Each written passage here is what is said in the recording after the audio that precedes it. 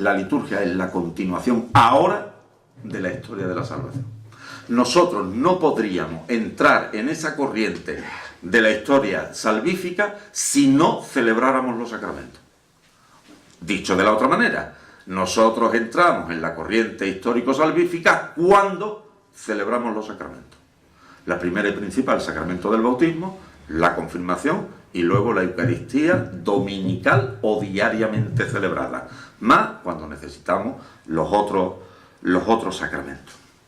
¿Esto queda claro? ¿Alguna duda? ¿Alguna pregunta al respecto? Esto es lo más importante de todo, ¿eh? Porque esto es lo que estamos diciendo. La liturgia es la continuación de la historia de la salvación. Particularmente es la continuación del misterio pascual. Y ahora el concilio pone dos ejemplos.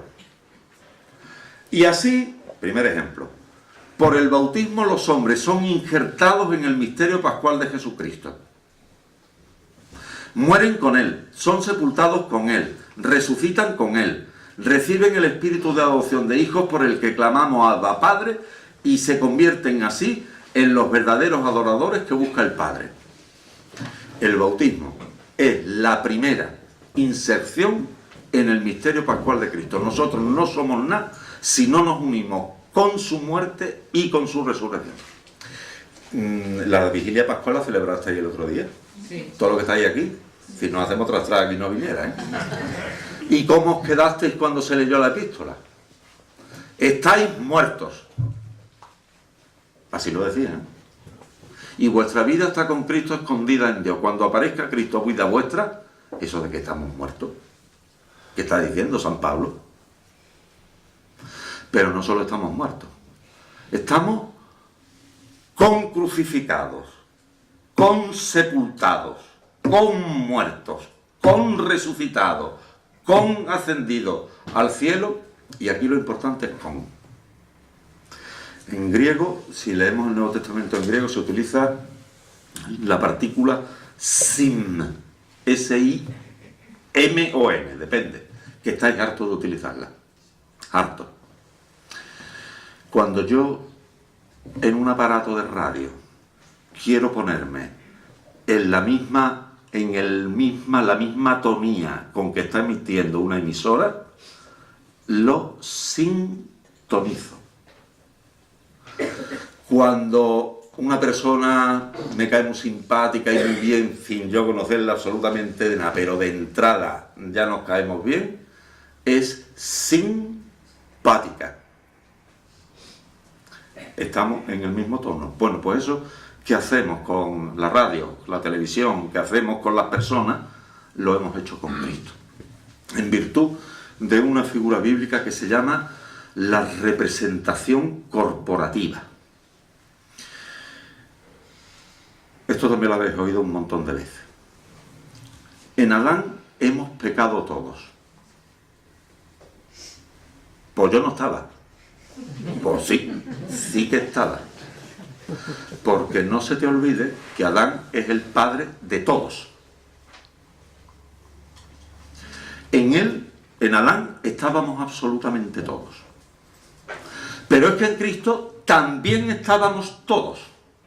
Porque él también representa a toda la humanidad. De hecho, es el padre de toda la humanidad redimida. Por cierto, esto es una curiosidad. Nosotros en Sevilla cometeríamos herejía si no fuera por esto que estoy diciendo. Nuestro Padre Jesús Nazareno, el silencio. Nuestro Padre Jesús del gran poder. ¿Qué pasa? ¿Que tenemos dos padres? ¿Dios Padre y Dios Hijo que también es Padre? No puede ser, los padres no pueden ser. Sería herejía. Si no fuera por esto que estoy diciendo. Porque nosotros reconocemos en Cristo al Padre de toda la humanidad redimida. En este sentido, de que no solo nos representa, sino que estábamos actuando en Él. Por eso, cuando Cristo murió, estábamos todos muriendo en Él. Y cuando Cristo resucitó, estábamos todos resucitando en Él.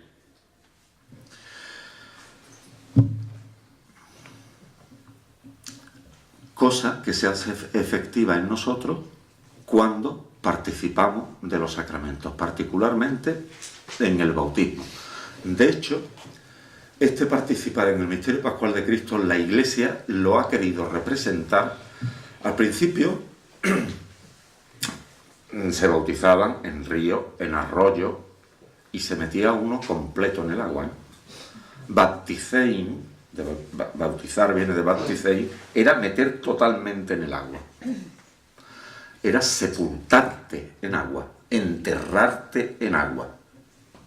Que hoy me he enterado que es una maldición gitana de que te entierren en agua. Bueno, visto, luego flota la caja y dale por ahí otra vez.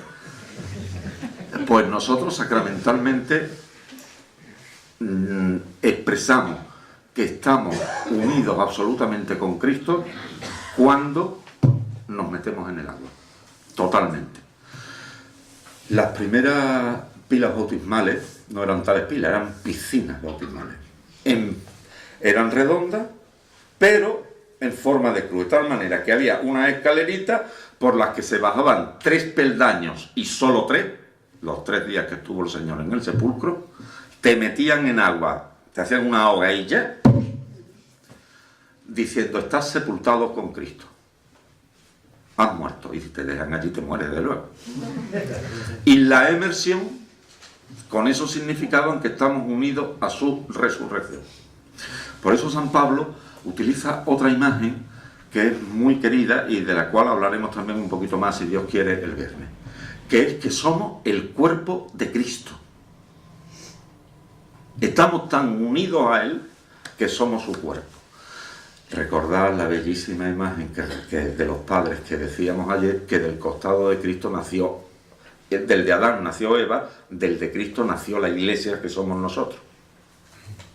Por eso ya hemos pasado con Él la muerte y hemos pasado con Él la resurrección.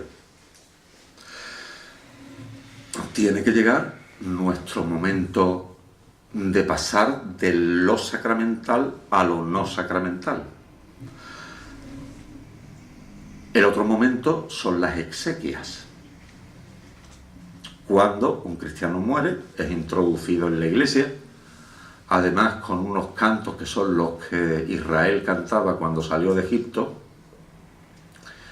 el Salmo 117 de entrada en la iglesia, no, el 117 es de salida. El cuando Israel salió de Egipto, los hijos de Jacob, de un pueblo balbuciente, de entrada. Cuando celebramos las exequias, lo que estamos celebrando es que este cristiano que ya había muerto el día de su bautismo, sacramentalmente, ha muerto ahora también corporalmente. Pero el día de su bautismo resucitó sacramentalmente y lo enterramos, lo sembramos en espera de que resucite en el último día, cuando resucitemos todos.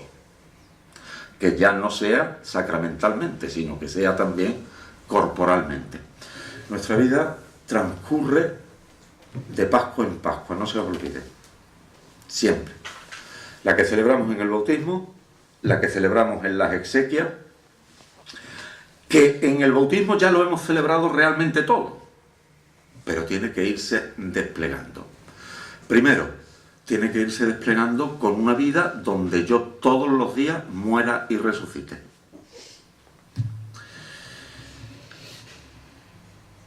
Cuidado, que mi vecina del tercero es mal ángel. Pero no os lo podéis ustedes figurar. Es que me mata. Pues si te mata, estamos bien, porque tú lo que tienes que hacer es morir a ti mismo, morir a tu yo. Qué expresión más preciosa la de nuestra Sor Ángela de la Cruz. Hay que pisotear el yo, enterrarlo si fuera posible, decía ella, y resucitar, que es que le tengo que poner una sonrisa hasta aquí a la del tercero, por amor a Cristo y porque la tengo que amar a ella como a Cristo. Entonces eso para mí es morir y resucitar.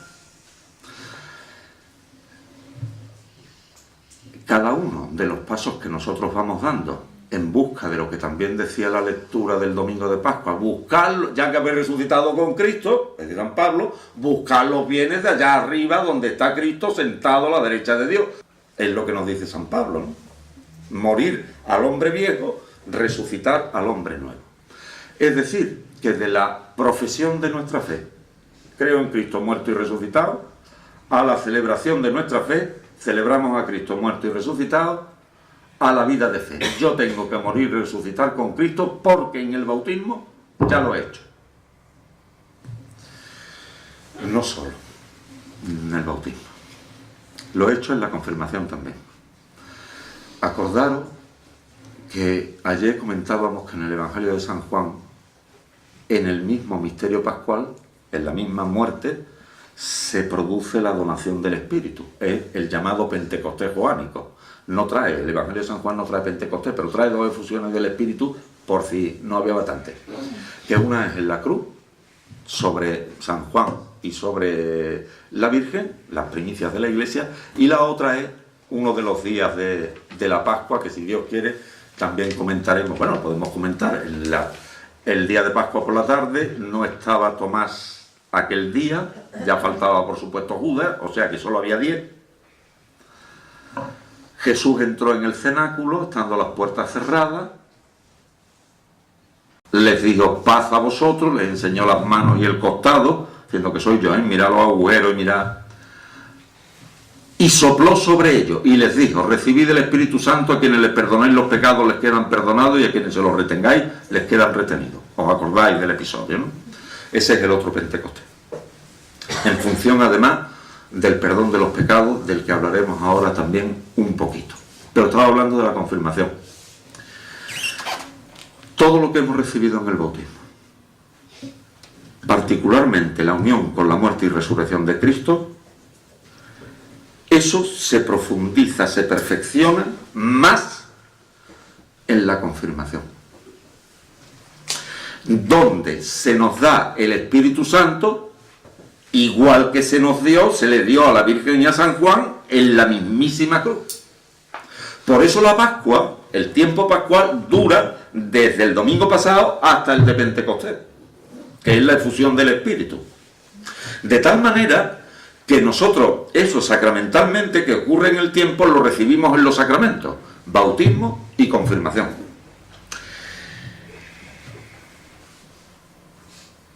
Dios, dice un padre de la Iglesia, trabaja con sus dos manos, el Hijo y el Espíritu. Nos ha trabajado con el Hijo y al que no está confirmado, no lo ha trabajado con el Espíritu Santo.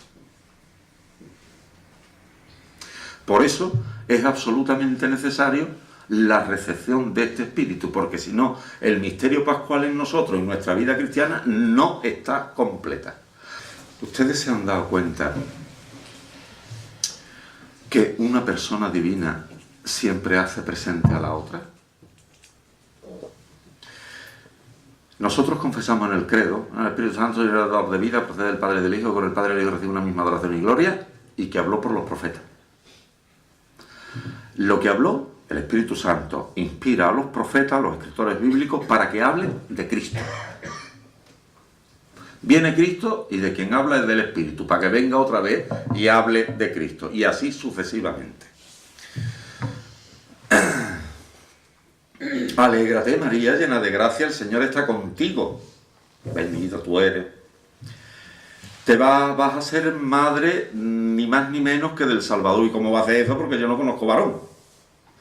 El Espíritu Santo vendrá sobre ti y darás a un hijo que será el Salvador. Viene el Espíritu Santo sobre María, da a luz a Cristo. La Eucaristía, recordadlos todos que estamos hartos de celebrarlo. Santo eres en verdad, Señor, fuente de toda santidad, por eso te pedimos que santifique estos dones con la efusión de tu Espíritu, viene el Espíritu Santo, de manera que se conviertan en el cuerpo y la sangre de nuestro Señor Jesucristo. Y después de la consagración te pedimos humildemente que el Espíritu Santo congregue en la unidad a cuantos participamos del cuerpo y sangre de Cristo. O sea, que participemos del cuerpo, comulguemos, y ahora recibamos el Espíritu. Es lo que os estoy diciendo. Viene una persona divina para hacer presente a la otra. Y cuando viene la otra, hace presente a la una. Y así sucesivamente. Las dos manos del Padre trabajándonos continuamente. Por eso, a los tres sacramentos primeros, que supongo lo sabréis, ¿no? ¿Cuáles son los sacramentos? Primero, o sea que hasta de chicos nosotros sabemos el orden, bautismo, confirmación, Eucaristía, lo sabemos, y que son además los que hay que recibir. A estos tres se le ha llamado ahora el gran sacramento de la iniciación cristiana, porque en realidad hasta no hace mucho se recibían en ese orden bautismo, confirmación y Eucaristía, y nuestros hermanos orientales siempre dan los tres sacramentos en la misma celebración. A los bebés, a los bebés, los bautizan, los confirman y les dan la primera comunión. Que nosotros, eso es obligatorio cuando el que se bautiza es adulto. En la misma celebración. Porque es que tiene que ser así, para que el niño salga de la iglesia como cristiano perfecto. Como cristiano perfecto. Además, el bautismo perfeccionado por la confirmación da todo lo que nosotros llamamos el organismo sacramental y espiritual, que es las virtudes infusas, la fe, la esperanza y la caridad, más las otras virtudes que van anexas a estas. Crea en nosotros la capacidad mayor, que es la capacidad de amar, que es el sum de todas las virtudes, Claro, si a alguien le falta, pues aunque tenga 70 años, está nada más bautizado, oye, pues a ti te falta no un cocido, que te falta hasta la olla una harta tiempo todavía, porque por muy adulto que sea, no tiene la adultez espiritual. Estamos diciendo que la unión la expresión del misterio pascual de Cristo, bautismo y la confirmación, los dos, uniendo la muerte y resurrección de Cristo y la efusión del Espíritu. El sacramento de los enfermos, une también a Cristo sufriente en la cruz. Fijaros que allí, en la cruz, fue la expresión máxima del sacerdocio de Cristo. Lo hablaremos el viernes también. Cuando más sacerdote fue allí. Fue toda su vida sacerdote, ya lo explicaremos, pero cuando más fue allí. La víctima que ofrecía, en vez de un cordero, un ternero, un bicho, fue él mismo. Se estaba ofreciendo. Y el altar también era el mismo. Pues nosotros nos tenemos que unir con Cristo. Hay una etapa de nuestra vida, que es la etapa del dolor y de la enfermedad, donde además podemos unirnos con Cristo sufriente. Ahí en la poesía mística, parece que Santa Teresa tiene un himno precioso que termina diciendo, no voy a ser capaz ahora de poner las palabras explícitas de Santa Teresa, pero sí lo que ella decía. Dice, ojalá la corona de espinas que tiene en la cabeza la pudiera poner sobre la mía, aunque fuera para que descansara un momento. El tratar de unirse con Cristo, la que mejor se unió fue la Virgen María, que por eso es la dolorosa, la Madre Dolorosa, que está con él, sufriendo con él. Bueno, pues cada cristiano, en su enfermedad, en su dolor, en su vejez, también se puede unir con Cristo. Y por eso lo consagramos con óleo, para que el enfermo sea un Cristo en la cruz. Y además nunca mejor expresado.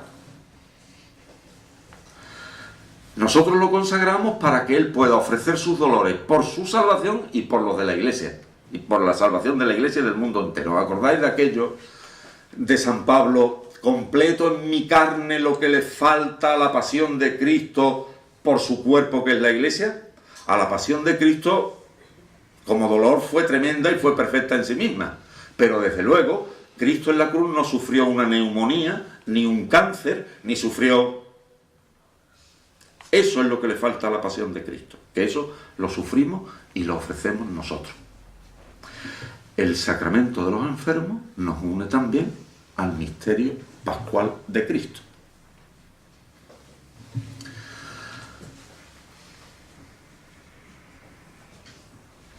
Yo tenía un profesor que en Roma que decía, era sacerdote, era un salesiano de hecho, que ya le habían dado 2 veces la unción de enfermo porque había tenido 2 operaciones gordas de 5 bypass. Bueno, dice, tengo el sacerdocio ministerial, porque era cura, dice, y además me han consagrado con el sumo sacerdocio porque me han dado la unción de enfermo. O sea que soy un obispo, decía, sin haberse ordenado ni nada, soy obispo. Pues sí, tan unido está el enfermo con Cristo, que es que lo es. No es un obispo porque no recibe el ministerio, la potestad y tal, pero sí en cuanto a la consagración de tipo sacerdotal. Es el sacerdocio perfecto. Y el matrimonio nos une con Cristo y nosotros nos hemos consagrado a Él por toda la Iglesia, particularmente por aquella porción que el obispo nos encomiende. Y yo tengo que gastar absolutamente toda mi vida en amor a mis feligreses. ¿Por qué lleváis ustedes la de perder? Porque nosotros tenemos una harta feligreses, nuestro amor se puede extender mucho y ustedes nada más que tenéis que amar el esposo a la esposa y la esposa al esposo. Yo me asombro que en las celebraciones del matrimonio escojan el himno de la caridad de San Pablo. Porque digo, estas criaturas serán conscientes de que delante de Dios y delante de toda la Iglesia van a decir el fulanito que ama a la menganita como Cristo amó a su Iglesia hasta dar la vida, como decimos en las cofradías, hasta dar la última gota de mi sangre si preciso fuere por esa fulanita y esta fulanita por este menganito, y que va a aguantar todo, perdonar todo, soportar todo. Eso lo dice la carta. Pues así habéis jurado ustedes que vais a amar a vuestras mujeres, y mujeres, así habéis jurado ustedes que vais a amar a vuestros esposos. Es más, pensad lo que esto lleva de muerte y resurrección diaria. Reíros, pero esto no es para reírse, porque es el fundamento de nuestra vida sacerdotal y de vuestra vida matrimonial. No solo es que cada vez que celebramos la Eucaristía como sacerdocio común, os estáis uniendo. Nosotros estamos renovando nuestra entrega con Cristo por el pueblo que nos ha sido encomendado. Porque además estoy comiendo el cuerpo de Cristo entregado y bebiendo la sangre de Cristo derramada. Vosotros, cuando comulgáis, cada uno tiene que estar entregando su vida por su mujer y su mujer tiene que estar entregando su vida por su marido. Porque si no, ¿qué estás comulgando tú? Si estás comulgando con Cristo entregado y no te entregas por tu esposo y por tus hijos. O por tu esposa y por tus hijos. Esto es vivir el misterio pascual. Y esto es lo que celebramos, lo que comulgamos, y es nuestra responsabilidad y es nuestro mayor honor. Sí, Señor, yo voy a amar a esta mujer como Cristo amó a su Iglesia. Eso es estar enamorado de verdad, y no las pamplinas de las novelas, de las telenovelas. Eso. Ustedes comprenderán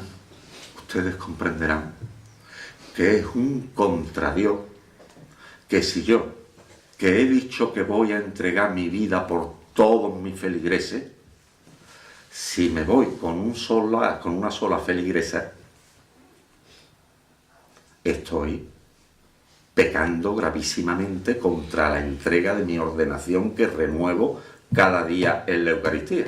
Y si celebro 3 misas al día, 3 veces lo renuevo. Por eso nosotros, a los católicos, siempre desde el siglo III se nos ha exigido no tener un amor exclusivo, una mujer, sino tenerlo por todos. Se nos ha exigido el celibato, para tenerlo por todos. En el matrimonio es el amor exclusivo por una sola persona y el fruto de estas 2 personas, que son los hijos. Yo, fulanito, me entrego a ti y te acepto por esposa. y prometo serte fiel en la prosperidad, en la adversidad, en la salud y en la enfermedad, y así amarte y respetarte todos los días de mi vida. Y todo, hacerlo como Cristo. San Pablo en la carta a los Efesios lo dice muy bien dicho. Este es un gran misterio cuando él habla del matrimonio. Y yo lo refiero a Cristo y a la Iglesia, que es la lectura matrimonial por excelencia. Esa que muchas veces nos choca porque empieza las mujeres que se sometan a sus maridos como al Señor. Y ya de pronto las mujeres, ¿qué está diciendo San Pablo? Claro, ese sometimiento se entiende cuando es por amor. Uno, por la persona a la que ama, hace lo que sea. Bueno, pues ya tenemos el sacramento del bautismo, el sacramento de la confirmación, el sacramento del orden, el sacramento del matrimonio, el sacramento de la unción de enfermos, y nos faltan dos, el de la penitencia y el de la Eucaristía. La penitencia es también y absolutamente vivencia de este misterio pascual. Ayer decíamos, citando el texto este de la Sacrosanctum Concilium, que claro, dices, en Cristo se nos ha dado plenamente la reconciliación, porque al ser hombre y Dios a la vez, el proyecto que Dios tenía de vivir unido con el hombre se ha realizado plenamente en Cristo, y se nos ha dado también la plenitud del culto divino, porque si el culto lo que busca es unirnos a Dios, en Cristo están unidos Dios y el hombre a la vez. Bueno, el perdón, o sea, el pecado es una separación de Dios. Además, así, voluntaria. O al menos, si no es voluntaria, sí que lo he hecho queriendo. Nadie peca sin querer, ¿eh? Sin querer del todo nadie peca. Peca uno queriendo. Uy, me he equivocado. No. Siempre hay una cierta... Porque, miren ustedes, si negamos la libertad para poder pecar, también negamos la libertad para hacer el bien. No, lo que tú has hecho el bien es porque tú eres así, te has salido de casualidad. Igual que peca de casualidad, pues hace uno el bien de casualidad. Eso no es así, ¿no? Nosotros, gracias a Dios, somos libres y tenemos siempre esa... Aunque estemos relativamente condicionados, tenemos... Bueno, ese pecado, cualquiera de los que cometamos, es alejamiento de Dios. Es el mismo efecto del pecado original que comentábamos ayer. Adán, ¿dónde está?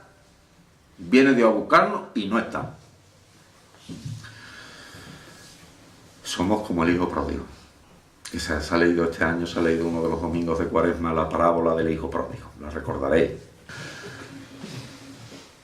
Lo que nos interesa de esa parábola es que Dios nos espera, volvamos como volvamos. ¿Ustedes habéis dado cuenta? El padre le dio igual discursito si el niño había venido porque lo que quería mucho o no lo quería. Quien lo quería era el padre al hijo. Esa es la actitud de Dios con nosotros. Además, esas parábolas están en el capítulo 15 de San Lucas, que se llama el corazón de San Lucas, porque están junto a las otras dos, la parábola del dracma perdido y la parábola de la oveja perdida. Que en ambas es quien lo pierde es quien sale a buscar al perdido. La oveja no vuelve por ella misma, el dracma tampoco se encuentra y el niño vuelve de aquella manera. Lo importante es quien va en busca. Dios vino a buscarnos. Vino a buscarnos. Para unirnos con Él. Lo primero, esto se produce en la encarnación, se va produciendo durante toda la vida de Cristo, y por eso es fruto de su muerte y resurrección cuando la cita a que nos hemos referido del Evangelio de San Juan, después de resucitado y además mostrando las llagas de estar resucitado, cuando insufla el Espíritu, a quienes les perdonáis los pecados les quedan perdonados y a quienes se los retengáis les quedan retenidos. Para nosotros, la vuelta al Padre, el levantarnos del pecado, es cada vez una muerte y una resurrección. Cada vez que abandonamos el pecado es un dejar al hombre viejo. Aunque mañana caigamos otra vez. Porque fíjense ustedes, y esto es importantísimo que lo entendamos, los sacramentos no solo son de un momento, duran toda la vida. El que se bautiza ya hace que ha bautizado para siempre, el que llega confirmado para siempre. El que es ordenado sacerdote, esto es para siempre. El que se casa, eso es para siempre hasta que la muerte lo separe. Pues la penitencia igual, eso es para siempre. Lo que pasa es que la conversión tiene que ser una conversión continua. Es lo que nosotros le llamamos que tenemos que vivir la virtud de la penitencia junto al sacramento de la penitencia. ¿Qué es la virtud de la penitencia? El convertirme día a día, el convertirme momento a momento. Porque vamos a caer, claro, somos débiles. Además, el pecado original nos ha dejado la concupiscencia, la inclinación al pecado y caemos. Caemos aunque no queramos. Ya está claro. Miren ustedes, hay mucha gente que no se quiere confesar. Pues a ver, que me voy a confesar de lo mismo. ¿Y tú qué te quieres confesar? ¿Todos los días una cosa nueva? He matado, he robado, Pues no. Nos confesamos siempre de lo mismo todo. Claro, hay algunas cosas, eso cada uno sabrá en qué, que uno es un poco, lo tiene más trabajado, y otras cosas donde sabe que es más débil y el demonio donde te ataca es ahí. Y siempre cae lo mismo. Pues claro, pero te tendrá que levantar, Norma mía, te va a quedar caído. Nos tendremos que levantar, nos tendremos que unir con Cristo, tendremos que matar al hombre viejo, terminarlo de enterrar. Eso es lo normal. Pues morir y resucitar es la penitencia. Penitencia tanto sacramental como penitencia, estamos diciendo, como virtud, vivirla. Y una cosa que salió ayer, que quiero reafirmar hoy, de este sacramento. Claro, yo me confieso con Dios. Razón. Para empezar, porque me da mucha vergüenza confesarme con otra persona. El hecho de que a uno le dé vergüenza es el primero de los síntomas de que se quiere convertir, que se quiere convertir. Después, pues si tú te confiesas con Dios, que Dios te dé la absolución. A ver, ¿de qué es conforme? Es que Dios lo perdona todo. ¿Tú estás seguro de que te ha perdonado a ti? ¿Ahora qué? Por otro lado, tu pecado afecta a toda la iglesia. ¿Cuándo vas a coger a toda la iglesia junta para pedirle perdón y para que te perdone? Miren ustedes, Dios, particularmente con esto, ha tenido la gran y la absoluta misericordia de colocar a un ministro suyo para que en su nombre te diga: yo te absuelvo de tus pecados. Ustedes no podéis creer lo crueles que a veces somos nosotros con nosotros mismos. Hay gente que no se perdona, particularmente determinados pecados que dejan. Uno de ellos, por ejemplo, es el aborto. Esto afecta tanto a la mujer que es que ni ella misma cree que Dios la perdone. Otro es el odio, cuando se tiene odio a una persona. Esa persona no cree que Dios la pueda perdonar. Pues no basta solo que te confieses con Dios y no estar seguro de que Dios te perdona. Por eso ha puesto Dios a su ministro, para que tú estés absolutamente seguro de que cuando va, Él te perdona. Pase lo que pase y sea el pecado que sea. Del más simple, he dicho palabrota, al más complicado. Todo se perdona. El mismo día de Pentecostés en que la Iglesia se manifestó al mundo, los que recibieron la palabra de Pedro fueron bautizados. Los que recibieron el Evangelio, recibieron el sacramento, fueron salvados.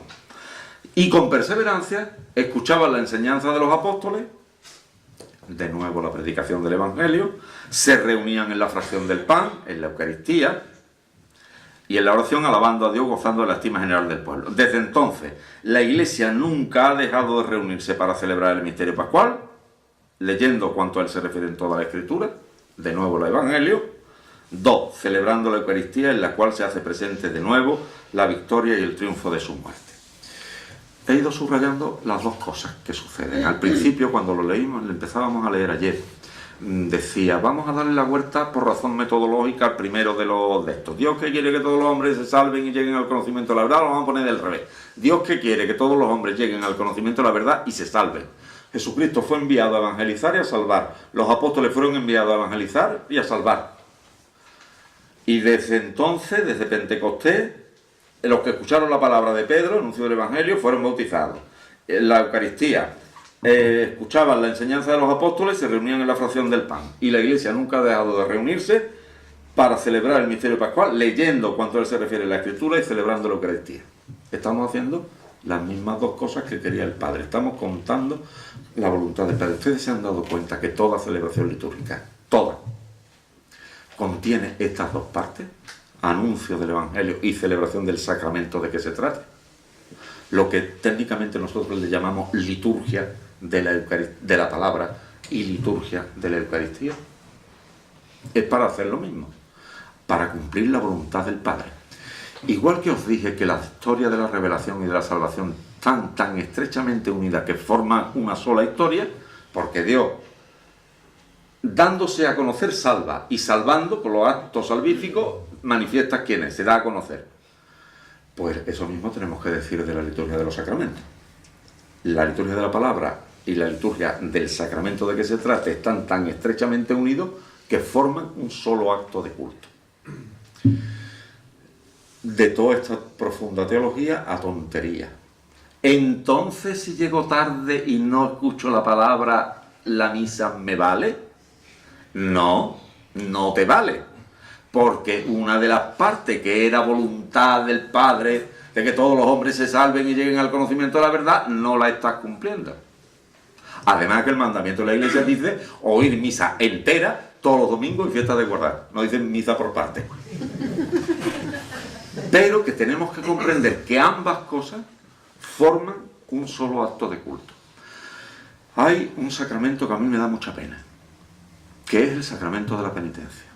Yo no sé cómo lo celebráis ustedes, pero lo que ha quedado de palabra es Ave María, ya está, porque purísima no está en la palabra de Dios.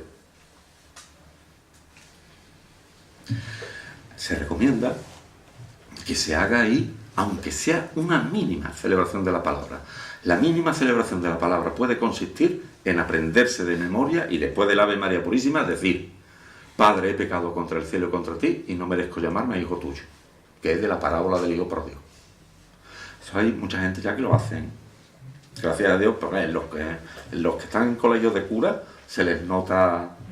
Sí, porque se ve que se lo han enseñado, ¿no? Y es bueno que lo hagamos, por lo menos tenemos una liturgia de la palabra, aunque solo sea un versículo, ¿no?